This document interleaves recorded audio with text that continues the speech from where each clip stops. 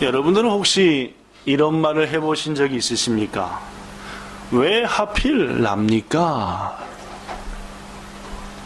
왜 하필 이때입니까? 왜 하필 나에게 이런 일이 생깁니까? 라는 말입니다.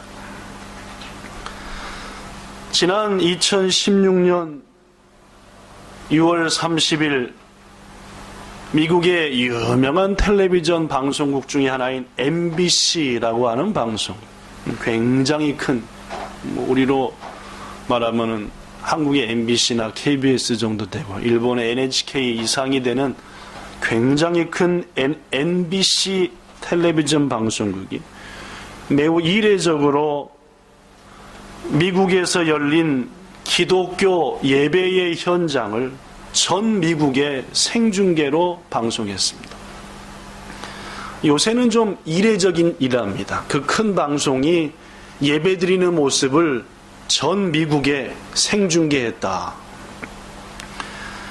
매우 놀라운 일인데 이 대회는, 이 집회는 미국에서 살고 있는 청년과 소년들, 그러니까 청소년과 청년들을 위한 자마라는 대회였는데, 이 자마라고 하는 대회는 예수님 안에서 전 미국을, 온 세계를 새롭게 변화시키자, 새로운 개혁을 일으키자 라고 하는 그런 집회, 예배였고, 그 예배를 텔레비전 방송이 생중계한 겁니다.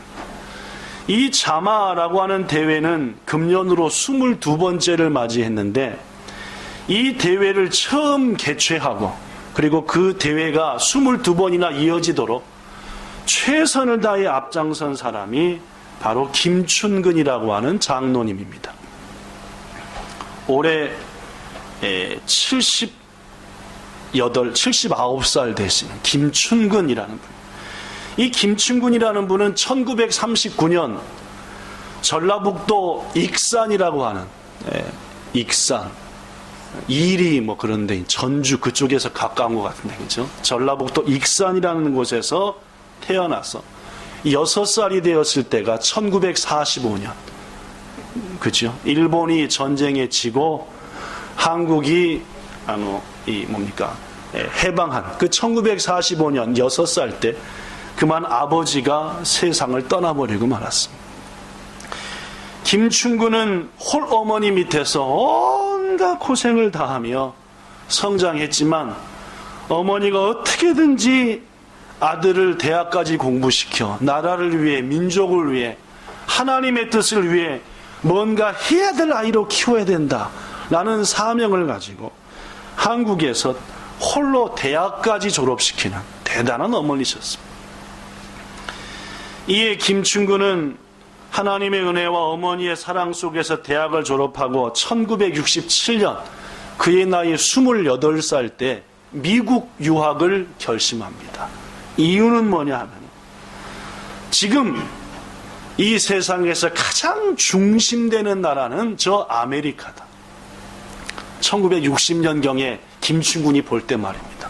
고로 내가 저 세계의 중심 국가인 아메리카에 가서 이 아메리카란 나라가 어떤 나라인지, 미국이란 나라가 어떤 나라인지를 세세히 공부해서 우리 대한민국도 저 미국이라는 나라처럼 잘 사는 나라, 세계에 영향을 끼치는 나라로 만들어보자 라는 보통 사람이 갖지 않는 대단한 꿈을 가지고 28살인 1967년에 미국 유학을 떠납니다. 그런데 미국 유학을 떠날 때도 그는 가난했습니다. 하나님의 은혜 가운데 한 여인과 결혼도 해서 이제 출발했는데 그에게 들려진 돈은 단돈 200불이었습니다. 200불이면은 요새 하면 얼마쯤 되죠? 2만 원입니다. 그죠? 2만 원. 20만 원이요? 2만 원입니다. 그죠? 2만 원밖에 안 되는 돈을 들고, 물론 지금부터 꽤 오래전이니까 지금보단 돈의 가치가 있었겠지만 그래도 2만 원은 작은 돈이었습니다. 가서 하루 평균 3시간씩밖에 못 잤답니다. 여하튼 공부하기 위해서 등록금으로 준비가 될 만한 일이라는 일은 다 해봤는데, 그 김춘근이 지금까지 가장 기억에 남는 아르바이트는 병원의 영안실에서 시신을 옮기고 하는 그 일이 가장 힘들었다고 합니다. 여하튼 시체를 치우는 일까지 하면서 하루 평균 3시간씩을 자면서 열심히 공부해요. 그래서 당시 유명한 정치학 교수를 찾아가서 내가 정치학을 좀 공부하고 싶습니다 라고 했더니 이 교수님이 비웃더랍니다. 당신 같은 동양인 1세가 미국의 정치학을 공부할 수도 없을 거니와 이제까지 당신 같은 사람이 세계 각국에서 왔지만 어느 누구도 정치학을 끝까지 공부하고 수료한 사람은 아무도 없었다.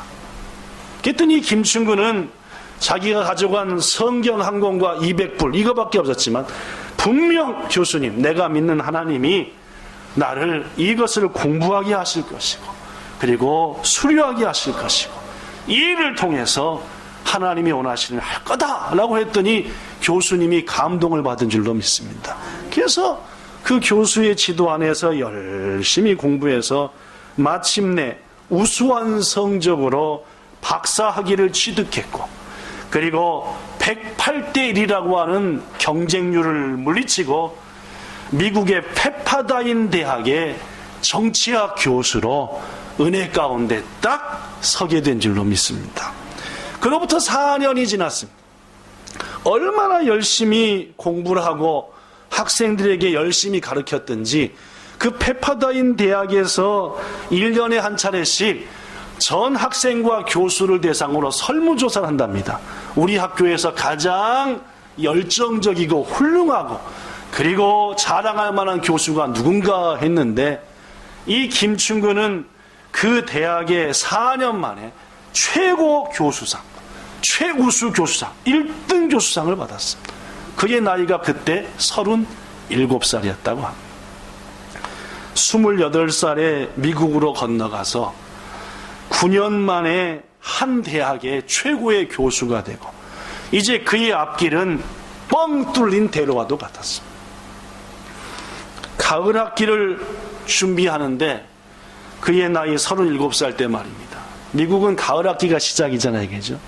이상하게 배가 실실 아프고 배가 쑥쑥 올라오는데 체중은 한 달에 1kg, 2kg씩 뚝뚝 빠지더래요. 이상하다. 배는 불러오는데 왜 몸무게는 몇 달 동안에 10kg 가까이가 빠지는가 이상하다 해가지고 병원에 갔습니다.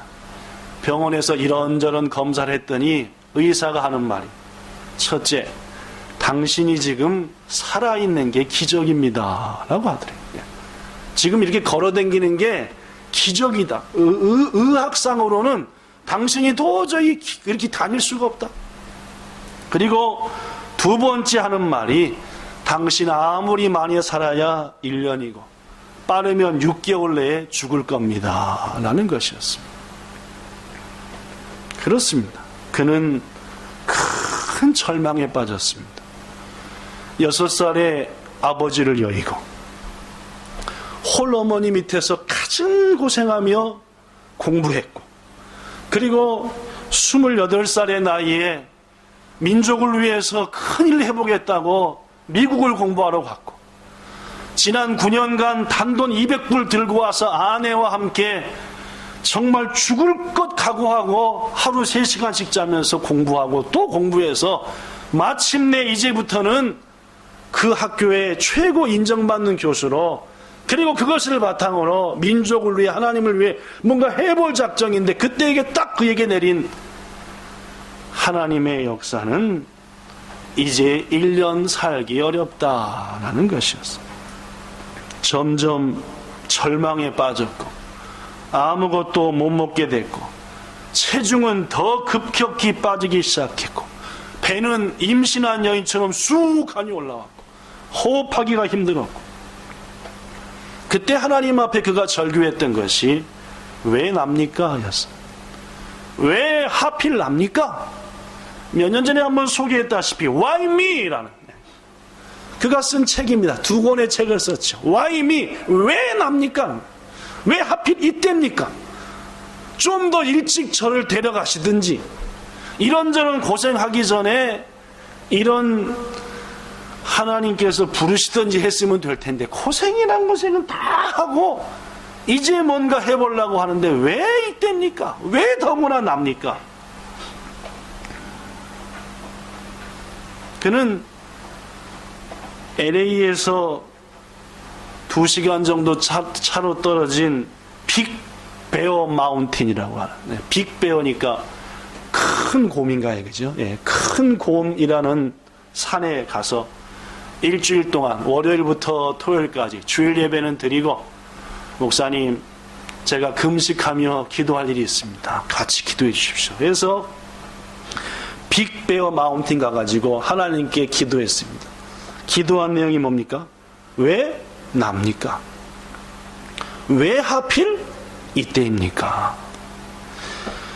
몇 날을 금식하며 기도하는데 하나님께서 가슴에 말씀하더래요. 너 지금 왜 나입니까? 라면서 내게 기도하는데 너는 그러면 지난 네 생애 37년 동안 나를 위해서 뭘 했느냐라고. 지난 37년의 생애 동안 나를 위해서 뭘 했느냐라고 하는데 주님 앞에 할 말이 없더래. 나는 너를 위해서 모든 걸 버리고 십자가에 처참히 죽었는데 너는 나를 위해서 한 게 뭐가 있느냐라는 말을 물을 때에 이 김충구는 뭐 한마디 주님께 말할 게 없다. 그래서 이렇게 기도했답니다. 하나님, 내가 진짜 잘못했습니다. 내 인생 내 건 줄 알고 나만을 위해서 살고 꿈은 가졌다고 했지만 결국 그 꿈도 내 이름을 위한 것이었고 용서하시고 목숨만 살려주시면은 이제부터는 주님을 위해서 살랍니다 라고 기도했대. 그랬더니 주님께서 말씀하시고 네 죄가 얼마나 큰데, 네가 지은 죄가 얼마나 많은데 나를 위해서 산다고 하느냐. 순간 마음에 감동이 오더래요. 내가 지은 죄를 노트에 기록해보자. 그래가지고 기도할 때 가져갔던 노트를 가지고 이제 금식하는 며칠째 기록하기 시작. 내가 지은 죄들, 이런 죄 저런 죄 쓰다 보니까 몇 페이지가 됐대요? 52페이지가 됐더래요. 쉬운 2페이지, 빽빽하게 쉬운 2페이지. 김충구는 그 노트 52페이지짜리를 내려놓고 엉엉 울었답니다. 하나님께서 나를 귀히 쓰기 원하셨는데 나는 주를 위해서 살려 하지 않았고, 더구나 이렇게 많은 내 죄와 교만이 하나님께서 나를 쓰시지 못하도록 가로막고 있었구나 하면서 그때부터 간절히 기도했고, 하나님께서 마침내 어떤 약도 쓰지 않고 그의 병을 낫게 해주신 줄로 믿습니다. 그래서 그가 내가 주를 위해서 뭘 해야 될까라고 기도하던 중에 이것저것 하고 그 중 하나가 자마라고 합니다. 온 세계에 있는, 먼저 이 땅 미국에 있는 젊은이들로부터 하나님께로 인도하라라고 하는 그 사명을 깨우치기 위해서 그 일을 시작해서 매년 해를 거듭할수록 수많은 젊은이들이 예수님 앞에 돌아왔고, 급기야 MBC 텔레비전 방송국이 일어나고 있는 대역사의 현장을 생중계하기까지 이르게 되었다라는 말입니다. 사랑하는 성도 여러분, 우리의 삶을 살다 보면 말입니다. 나도 모르게 Why me? 라고 합니다. 왜 하필 납니까? 이 일이 왜 내게 일어납니까? 라고 주께 묻고 싶고, 너무너무 안타까워서 주님 앞에 울부짖고 싶을 때 우리는 김충근 장로를 기억하면서 하나님께서 오히려 그를 쓰시기 위해서, 그를 높이시기 위해서 이러한 고난을 주셨구나라는 사실을 기억하고 김충근 장로처럼 목숨을 걸고 기도하여 치유 안 받은 것은 물론이거니와 하나님 쓰시기 합당한 일꾼으로 거듭나는 여러분과 저가 되기를 예수님 이름으로 축복합니다. 여러분, 그런데 말입니다. 우리의 인생을 살다 보면은 비단 이 김충근 장로뿐만 아니라 우리들도 가끔씩 Why me? 라는, 왜 납니까? 왜 하필 이런 일이 내게 일어납니까? 라고 묻고 싶을 적이 있습니다. 지금 여기 앉아 계신 여러분과 저 가운데도 지난 2017년에 8개월을 돌아볼 때 왜 그렇습니까 하나님? 하는 일이 분명히 있었으리라 라고 생각합니다. 오늘 우리는 본문 말씀을 통해서 왜 하필 내가, Why me에 대한 또 다른 답을 얻고자 합니다. 어느 날 젊은 호세아, 하나님의 말씀대로 헌신하며 살고자 몸부림치며 기도하는 호세아라는 사람한테 하나님께서 도저히 이해할 수 없는 지시를 하십니다. 명령을 하십니다. 그 명령이 오늘 본문 2절에 써졌습니다. 시작. 너는 가서 음란한 여자를 맞이하여 음란한 자식들을 낳으라 라고 말. 여러분, 만약 여러분과 저한테 이런 하나님의 명이 있었다고 하면 우리는 어떻게 했을까요? 결혼을 앞둔 처녀 총각에게는 분명 결혼에 대한 소망과 꿈이 있습니다. 알겠죠? 남자는 참으로 아리따운 여인을 만나 귀한 가정을 세워야지. 여인 역시도 참으로 믿음직한 남자를 만나서 그와 함께 아름다운 삶을 살아야지라는 그런 결혼에 대한 꿈이 있는 거 아닙니까? 그런데 청년 호세아에게 임한 하나님의 메시지는 음란한 여인을 취하라. 즉 사창가에서 몸 팔고 사는 여인, 그렇게 해서 돈 벌어먹고 사는 여인을 네 아내로 삼으라. 그래서 음란한 가정을 만들고 음란한 자식을 낳으라. 호세아에게 있어서 이 말씀은 충격적이었고 이해할 수가 없었습니다. 하나님이 말씀했습니다. 호세아의 생각에 내가 거룩하니 너희도 거룩하라 라고. 그렇죠? 하나님은 우리에게 거룩을 요구하십니다. 성결하라. 그런데 거룩을 말씀해야 될 하나님이 지금 호세아한테 말하기를 거룩을 접고 음란한 아내와 음란한 가정을 세우라라고 하니까 황당할 수밖에 없습니다. 우리는 하나님께서 왜 호세아한테 이런 말도 안 되는 말씀을 하셨는지에 대해서 호세아서를 배웠으니까 이미 알고 있습니다. 내용이 이렇습니다. 하나님은 자신과 우리와의 관계를 남편과 아내로 비유하셨습니다. 예수님은 우리의 신랑이시고 우리는 그분의 뭐이다? 신부다라고 비유했더라. 그래서 둘이 너무너무 사랑해가지고 가정을 세우게 되는데 이게 웬일입니까? 남편은 지속적으로 아내가 사랑스럽고 이쁘고 날이 갈수록 더 아름다워지고, 신랑은 자기 신부가 얼마나 아리따운지 모든 거 목숨을 줘도 좋겠는데, 아니 이 신부가, 이 아내가 바람이 난 겁니다. 그래서 옆집 사는 미스터 김이 더 좋고 뒷집 사는 미스터 리가 좋다고 자꾸, 아니 나를 위해서는 밥 한 그릇 안 쳐주는 게, 아니 옆집 뒷집에 있는 미스터를 위해서 자꾸, 더구나 이게 도가 지나치더니 이제는 아예 밤에 안 들어옵니다.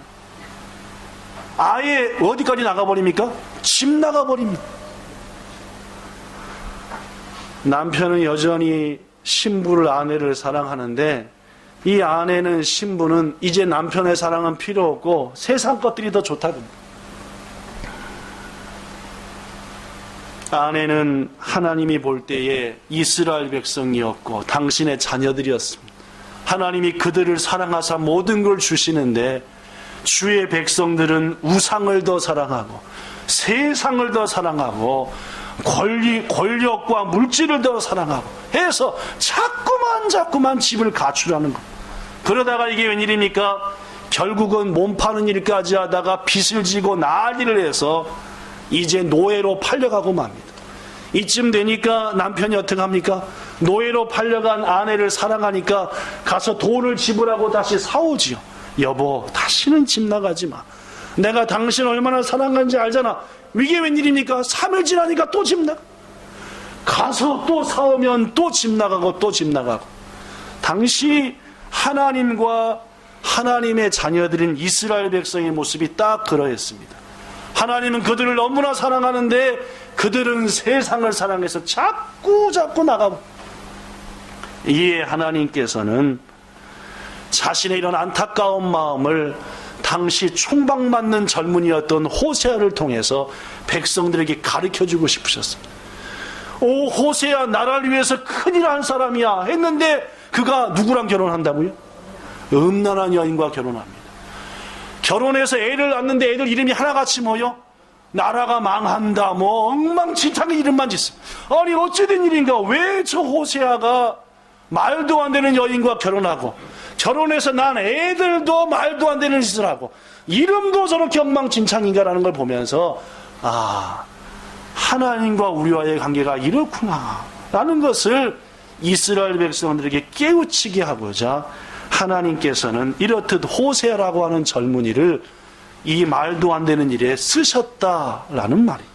여러분, 하나님이 백성을 깨우치기 위해서 호세아라는 젊은이를 썼다. 이건 인정할 수 있습니다. 근데 문제는 뭐가 문제냐?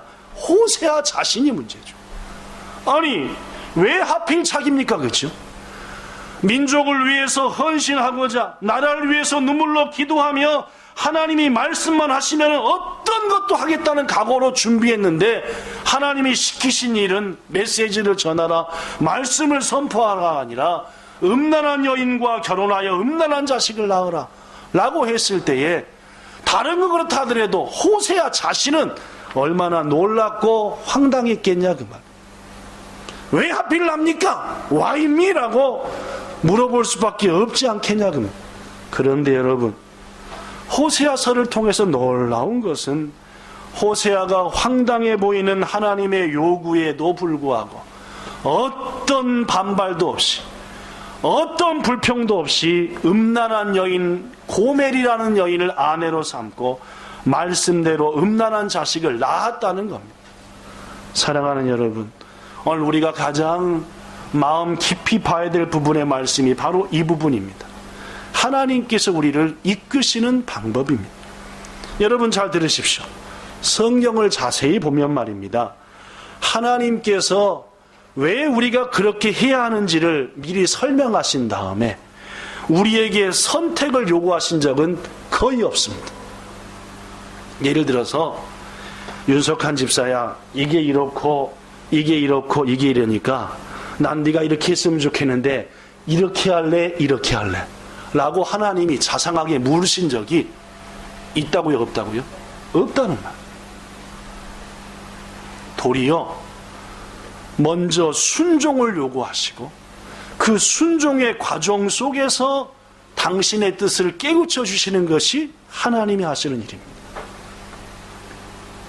예를 들면 말입니다. 어저께 제가 임성 집사님한테 라인을 보냈습니다. 뭐라고 라인을 보냈냐면은, 집사님 이번 주 돌아오는 주일에 기도 담당이 김진표 권찰님인데 그분이 일이 있어서 베트남에 갔는데 그 다음 기도 담당이 집사님인데 집사님이 해줬으면 좋겠습니다. 답을 주세요. 라고 글을 보내. 그런 얘기였죠. 그랬더니 예, 순종하겠습니다. 라고.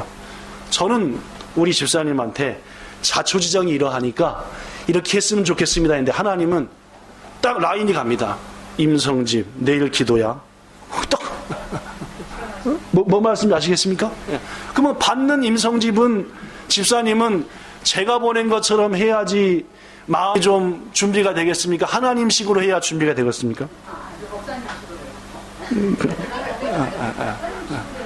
그죠? 예. 그런데 박 목사는 그런 식으로 할지 모르지만은 우리가 믿는 하나님은 안 그런다는 말이에요. 길을 가다 말고 나를 따르라. 그러니까 세리였던 마태가 갑작스레 버벅버벅 했지만은 주님이 뭐라고 하니까 따르라니까 그냥 따르는 겁니다. 뭐 왜 따르라는 둥, 뭘 따르라는 둥, 뭐 아무것도 없습니다. 그렇습니다. 하나님께서 우리에게 자초지정을 설명하시고 이러니까 이렇게 했으면 좋겠다라고 말씀해 주시면 될 것 같은데 하나님이 하시는 일은 그렇지 않는 경우가 대부분이다. 사실 우리는 동물도 아니고 피조물 중에서 최고 걸작품인 인간입니다. 저나 여러분에게나 솔직한 마음은 이것입니다. 하나님, 말씀만 하면 충분히 이해하고 순종할 수 있으니까 먼저 당신의 뜻을 자상하게 우리한테 세찌메 시대 구다사이. 그러면은 시다가 이마스 라고요. 따릅니다. 라고. 설명부터 해주시고 네 할래 안 할래 하시면은 우리는 분명히 합니다 라고 말할 테니까 선택권을 우리한테 주세요 라고 말하고 싶다는 말입니다. 그러나 여러분, 거의 대부분 하나님은 설명보다는 우리에게 순종을 요구하십니다. 그리고 그 순종의 과정 속에서 비로소 이게 하나님의 뜻이 여기 있었구나라는 것을 깨우쳐 주신다는 말입니다. 예를 들면은 가나의 혼인잔치집에 포도주가 떨어졌습니다. 혼인잔치집에서 포도주는 가장 중요한 일입니다. 그런데 예수님께서 갑자기 하인들에게 이렇게 말합니다. 항아리 아구까지, 즉 항아리 맨 위까지 물을 채우라. 이 항아리는 뭔 항아리입니까? 물 항아리입니까? 포도주 항아리입니까? 포도주 항아리입니다. 원래 뭣도 이 항아리에는 뭐가 보관돼야 돼요? 포도주가 보관되는 물 항아리가 아니다 그 말입니다. 아시겠습니까? 그죠? 예. 여러분, 물 항아리는 물 항아리로 써야 되는 것이고 포도주 항아리는 포도주 항아리로 쓰는 겁니다. 그죠? 예. 참기름 담았던 것에다가 물 담으면 됩니까? 안 됩니까? 이거 뭐 물도 아니고 기름도 아니죠? 마찬가지입니다. 라면집이 말이에요. 라면집. 이 라면집에서도 뼈국물을 내는 거 있지 않습니까? 그죠? 그게 최소한 10년, 15년 묵어야지 뼈국물이 제대로 나온답니다. 옛날에 우리 교회 성도님 중에서 라면집을 한 분이 있었는데, 라면 매니아들은 벌써 딱 라면국물 먹어보고도 이게 정수기 물인지 수돗물인지, 이게 통이 10년짜리인지 5년짜리 분간이 간대요. 여러분과 저는 잘 안 가잖아요. 그죠? 간답니다. 고로 포도주 항아리는 뭘 담아야 돼요? 물 담으면 돼야 안 돼요? 안 되는 겁니다. 담는 순간 그동안 오랫동안 포도주로 인해서 맛이 들어왔던 항아리가 물로 배리는 거예요. 그죠? 제가 왜 밥 먹을 때 물 안 먹습니까? 아니지. 밥 먹을 때 물 안 먹. 물을 먹으면 색 같고 입속에 있는 맛있는 게 씻기니까 다시 처음부터 새롭게 맛있는 걸 먹어야 되니까 제가 밥 먹을 때 물을 안 먹죠. 왜냐면 맛있는 걸 계속 느끼면서 먹어야 돼. 물 먹으면 쏙 씻기니까 먹죠. 귀찮이기지? 하인들이 말하고 싶었을 겁니다. 여기는 물 항아리가 아니라 뭘 항아리라고요? 포도주 항아리입니다. 그러나 그들은 말하지 않았지요. 예수님도 그들에게 설명하지 않았습니다. 물을 다 갖다 보니까 뭐라고 말씀했습니까? 이제는 퍼다가 누구한테 줘라? 연회장한테 줘라 라고 말. 그들은 알았습니다. 설명하지 않았고 그러나 순종했고, 그들은 이미 부어서 퍼다가 연회장에 줄 때 아까 넣었던 물이 아니라 뭐가 되었다는 것을 포도주가 되었다. 야, 또 안 거지. 물을 길러 넣을 때만 해도 이들은 몰랐습니다. 아무런 설명이 없었으니까. 그러나 이제 그것을 붓고 채워 들고 가는 순간 그들은 기적을 가장 먼저 체험했다는 말입니다. 이것이 물이 아니라 뭐가 됐구나? 최극상품 포도주가 되었구나라는 사실 말입니다. 사랑하는 여러분, 그렇습니다. 순종하는 사람, 그 사람이 기적을 먼저 맛보는 겁니다. 오늘날 하나님께서 아브라함에게 100세에 낳은 네 아들 독자 이삭을 내가 지시한 곳에 가서 바치라 라고 했어. 그 외에 다른 말 하셨습니까? 안 하셨어요. 무작정 100세에 낳은 아들을 나에게 번제로 제물로 잡아드려라 라는 것뿐이었어요. 아브라함은 순종하여 아들을 드린 후에야 하나님의 뜻을 알았죠. 만약 아브라함이 하나님의 말씀에 순종하지 않고 산에 오르지 않았다면 그는 그 산에서 보여주셨던 하나님의 놀라운 계획과 뜻, 기적을 결코 보지 못했을 겁니다. 이른바 하나님이 미리 준비하신 양도, 그리고 그 양을 통해서 장차 올 인류를 구원하실 예수 그리스도의 그림자도, 하나님이 그에게 주신 놀라운 축복의 것들도 전혀 경험하지 못했을 거다 그 말. 하나님이 아무런 설명이 없었지만은 그는 순종했고, 그 순종을 통해서 여호와 이레의 복도 맛보았고 놀라운 계획과 비전과 꿈도 얻었다는 말입니다. 성도 여러분, 여기에 진리가 있습니다. 철저한 순종이 없는 사람은 하나님의 기쁜 뜻을 모르는 겁니다. 순종이 없는 사람은 하나님의 뜻을 이룰 자격도 없는 겁니다. 순종의 사람들이 믿음의 비밀을 체험하는 겁니다. 저는 여러분과 저에게 분명히 말합니다. 하나님은 우리가 앉아서 하나님을 알기보다는 순종하면서 하나님을 알기를 원하십니다. 앉아서 머리 굴리고 저 TV로 인터넷으로 설교를 듣고 이거저거가 아니라 하나님이 말씀하는 것에 한 가지라도 순종하면서 하나님을 알아가기를 원한다는 말입니다. 여러분, 일주일에 설교를 몇 번 듣고 성경을 몇 번 하고 기도를 몇 번 하는 것보다 더 중요한 게 뭔지 압니까? 지난주 말씀이 뭐였지? 선한 싸움 싸우라 했네. 그래, 싸우자 하고 그 말씀 순종할 때 그때 느끼는 하나님, 그때 알게 된 하나님이 우리에게 진정으로 귀한 하나님이라는 말입니다. 하나님은 그렇게 여러분과 저가 하나님을 알아가기를 원하십니다. 그럼에도 불구하고 사람들은 왜요? 라고 묻고 싶습니다. 설명해 주세요. 그러나 하나님은 이사야를 통해 우리에게 분명히 말했습니다. 이렇게 이야기죠. 내 생각이 너희 생각과 다르며 내 길은 너희 길과 다르다. 여호와의 말이다. 이는 하늘이 땅보다 높음 같이 내 길은 너희의 길보다 높으며 내 생각은 너희 생각보다 높다라고 하나님 우리에게 말씀했습니다. 여러분과 제가 아무리 생각하고 아무리 고민해도 하나님이 생각하는 것에 못 미친다는 말입니다. 고로 설명을 해도 못 알아먹는다는 말입니다. 고로 우리에게는 설명을 구하는 게 아니라 뭐가 필요하다고요? 순종입니다.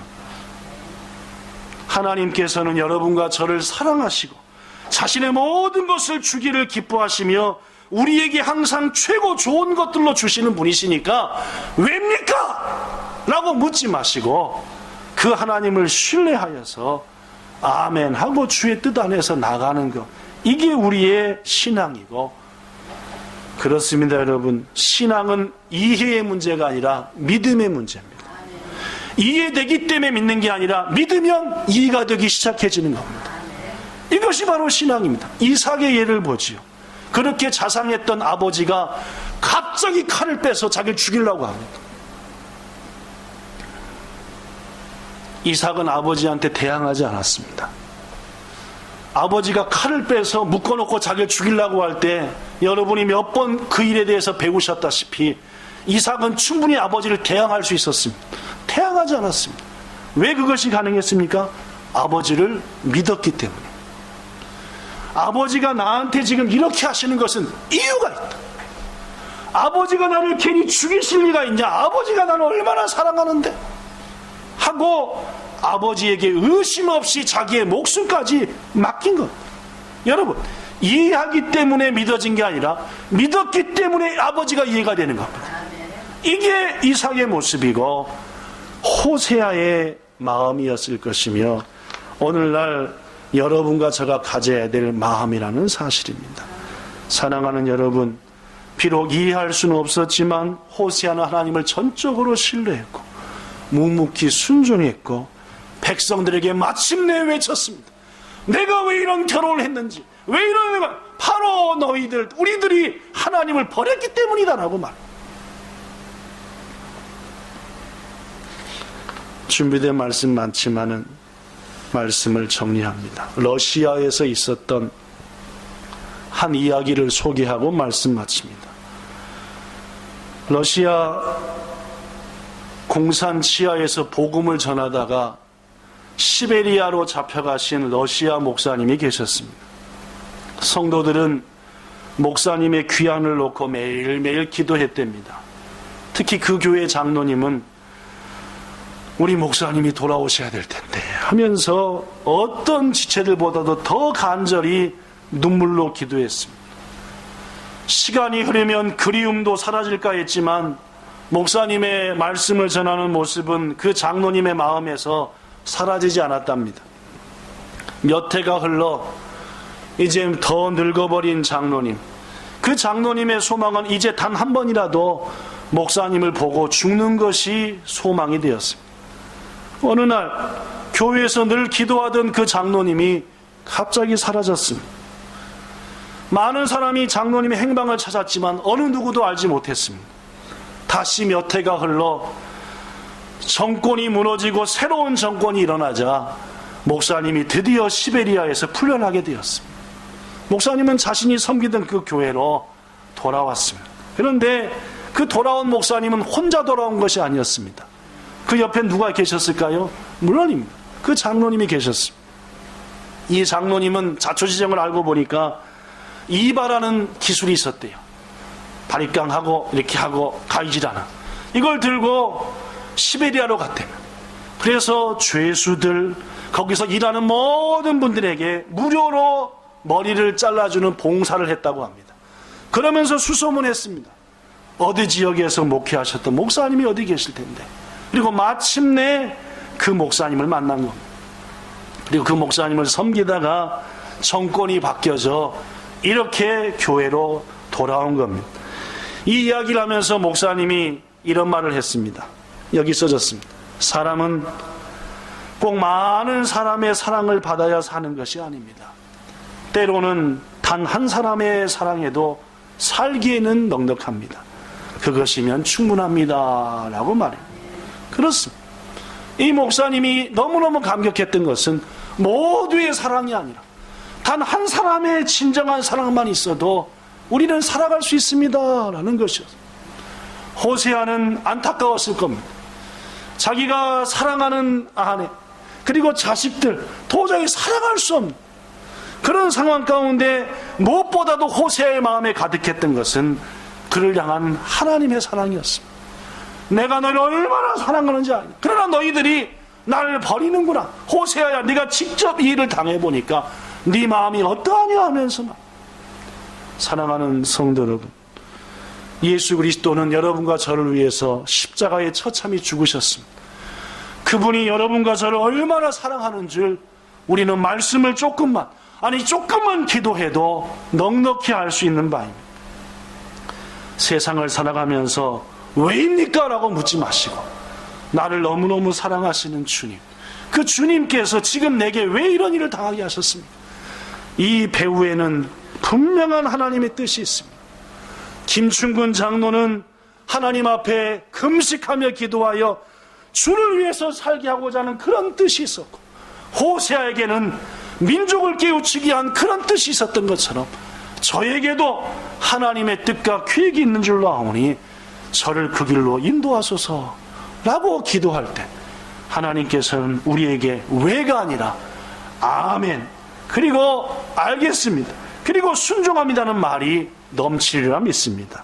이제 이후로 우리의 삶이 왜입니까? 라고 불평하거나 왜 하필 나에게 이런 일입니까? 라고 안타까워하지 말고 우리를 사랑하시는 주님이 내게 은혜 주시기 위해서 허락하신 일이니 그 일을 통해서 그 일을 극복하면서 하나님의 이름을 드높이는 여러분과 저와 모든 본향 성도들 꼭 되시기를 우리 주 예수님 이름으로 축복합니다. 기도하겠습니다.